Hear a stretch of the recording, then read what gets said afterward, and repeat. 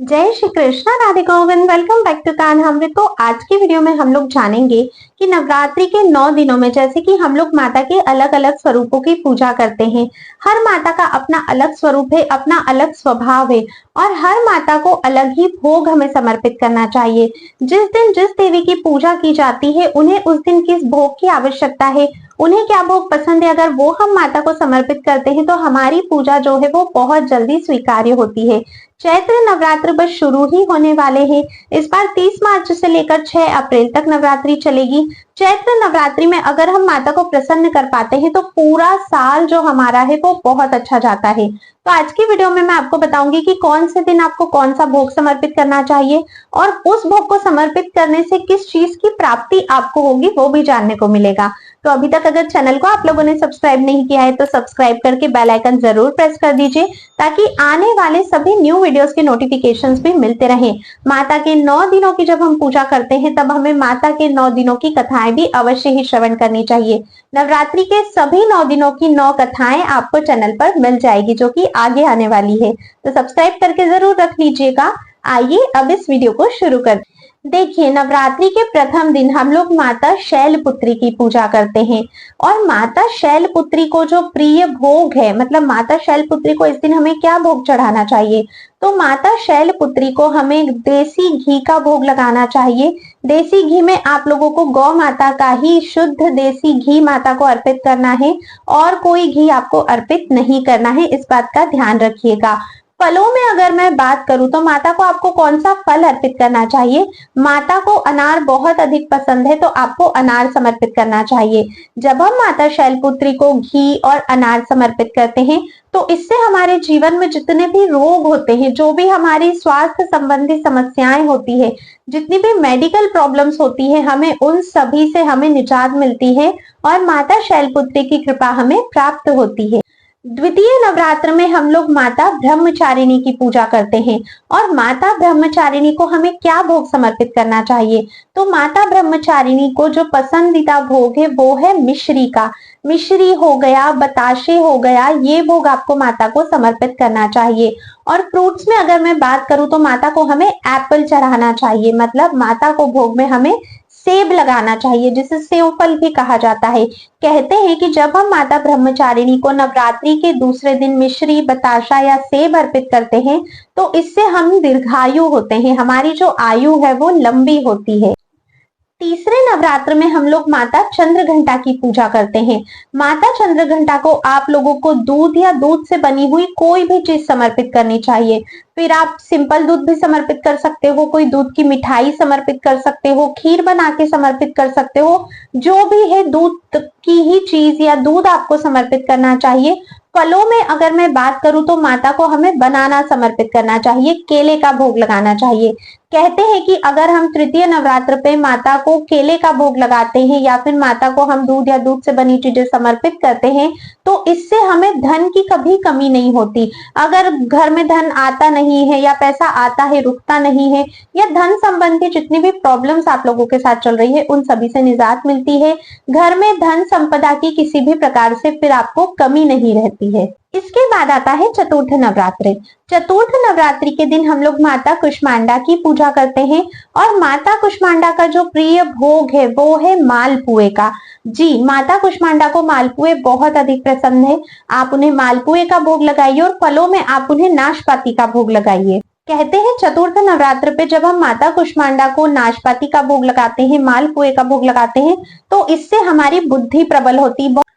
बहुत सारे लोग होते हैं ना कि उन्हें कुछ याद नहीं रहता है, जल्दी जल्दी बातें भूल जाते हैं, तो अपनी बुद्धि को तीक्ष्ण करने के लिए हमें माता को ये भोग समर्पित करना चाहिए। इसके बाद आती है पांचवी नवरात्रि, जिस दिन हम माता स्कंद माता की पूजा करते हैं। तो स्कंद माता को जो भोग हमें चढ़ाना चाहिए वो हमें चढ़ाना चाहिए ड्राई फ्रूट्स का भोग। फ्रूट्स में आप लोग माता को केले या फिर अंगूर समर्पित कर सकते हो।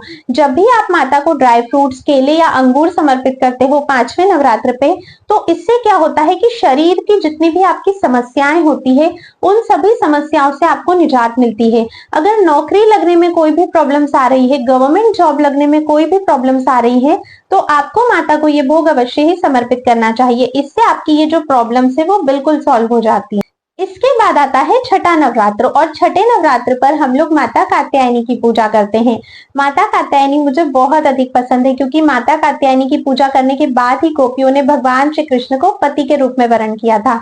तो जब माता कात्यायनी की पूजा करते हैं तो माता कात्यायनी को आपको जो भोग समर्पित करना है वो है शहद, यानी कि हनी का भोग, और फ्रूट्स में माता कात्यायनी को आपको देना है अमरूद का भोग। जब भी हम लोग अमरूद और शहद माता को अर्पित करते हैं तो इससे हमारा जो ऑरा होता है, हमारे आसपास का जितना भी ऑरा है वो क्लीन होता है, और जब हमारा ऑरा क्लीन होता है तो जितने भी नेगेटिव थॉट्स होते हैं वो हमारे माइंड में आना बंद जाते हैं, और जब नेगेटिव थॉट्स बंद हो जाते हैं तो जीवन में सिर्फ पॉजिटिविटी ही बचती है। इसके बाद है सप्तम नवरात्रि, जिसमें हम माता काल रात्रि की पूजा करते हैं। माता काल रात्रि को गुड़ का भोग लगाया जाता है, फ्रूट्स में माता को चीकू का भोग लगाया जाता है। कहते हैं जब भी हम माता कालरात्रि को गुड़ या चीकू समर्पित करते हैं, इससे हमारे जीवन में जितनी भी नेगेटिविटी होती है वो सभी दूर हो जाती है। बहुत सारे लोग कहते हैं ना, किसी ने हमें कुछ कर दिया है, किसी ने हमारे ऊपर जादू टोना टोटका वाली चीजें कर दी है, तो अगर इस तरह की कोई भी बाधा आपके ऊपर होती है तो वह भी स्वतः ही माता की कृपा से नष्ट हो जाती है। इसके बाद आता है अष्टम नवरात्र, और आठवें नवरात्र पर हम माता महागौरी की पूजा करते हैं, जिसे महाअष्टमी भी कहा जाता है। माता महागौरी को नारियल का भोग समर्पित किया जाता है। माता को नारियल बहुत ही अधिक पसंद है, तो आप लोग अवश्य ही माता महागौरी को महाअष्टमी के दिन नारियल जरूर समर्पित कीजिएगा। कहते हैं इससे आपकी कोई भी मनोकामना होती है वो सभी माता जो है पूर्ण करती है।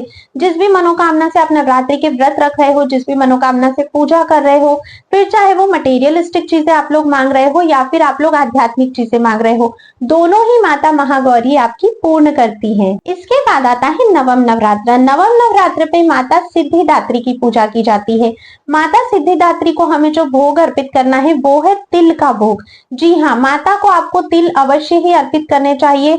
सफेद तिल आपको अर्पित करने हैं। तिल डायरेक्ट अर्पित कर सकते हो, भूनकर अर्पित कर सकते हो, या उसका कुछ आप लोग मिष्ठान बनाकर भी माता को अर्पित कर सकते हो, या कोई भी भोग बना रहे हो तो उसमें तिल का प्रयोग आप लोग कर सकते हो। फ्रूट्स में हमें ऑरेंजेस माता को भोग लगाने हैं, संतरे का भोग हमें लगाना है। कहते हैं जब हम माता को तिल और ऑरेंजेस का भोग लगाते हैं तो इससे हमारे जीवन की जितनी भी समस्याएं होती है, ओवरऑल धन की समस्या, यश, वैभव, कीर्ति, मान, सम्मान, सभी कुछ आपको प्राप्त होता है, क्योंकि नवम नवरात्र पे देवी सिद्धिदात्री की पूजा की जाती है जो सभी सिद्धियों को देने वाली होती है। तो माता को आप लोग तिल और संतरे अवश्य ही अर्पित कीजिएगा। अगर पूरे नवरात्र के दिनों में आप लोग माता का प्रिय भोग नहीं भी अर्पित कर पाते हो तो लास्ट नवरात्र के दिन तिल जरूर अर्पित कीजिए, ऑरेंजेस जरूर अर्पित कीजिए। इससे आपके संपूर्ण कार्यों की सिद्धि होती है और संपूर्णतः आपके जीवन की सभी बाधाएं कट जाती है। तो ये थे नवरात्रि के 9 दिन के माता के 9 प्रिय भोग। देखिए, जब हम लोग भी कहीं जाते हैं और कोई अगर हमारा प्रिय पकवान बनाकर हमें खिलाता है तो हम कितने अधिक प्रसन्न होते हैं, बहुत ज्यादा प्रसन्न होते हैं। इसी प्रकार माता भी नवरात्रि के 9 दिनों हमारे घर पर आकर विराजमान होती है। तो कोशिश कीजिएगा कि जो माता को पसंद है वही आप माता को दे सके। हमारी इच्छाओं के अनुसार माता को भोग हमें नहीं लगाना है। जो माता को प्रिय होता है वो भोग लगाएंगे तो माता की कृपा हमें बहुत जल्द प्राप्त होगी, और जो भी पूजा अनुष्ठान आप लोग कर रहे हो उसका फल भी आपको बहुत जल्दी मिलेगा। आई होप आप लोगों को ये वीडियो पसंद आई होगी। अगर कोई भी प्रश्न है तो कमेंट करके पूछ सकते हैं। वीडियो को ज्यादा से ज्यादा शेयर कीजिएगा ताकि सभी लोग इस चीज को जान सके और सभी लोग माता को उनके जो प्रिय भोग है वो अर्पित कर सके। वीडियो थोड़ा पसंद आया हो तो लाइक के बिना बिल्कुल भी मत जाइएगा, कमेंट पर जय माता दी अवश्य ही लिखिएगा। अब मैं आप सभी से नेक्स्ट वीडियो में मिलूंगी, तब तक के लिए राधे राधे।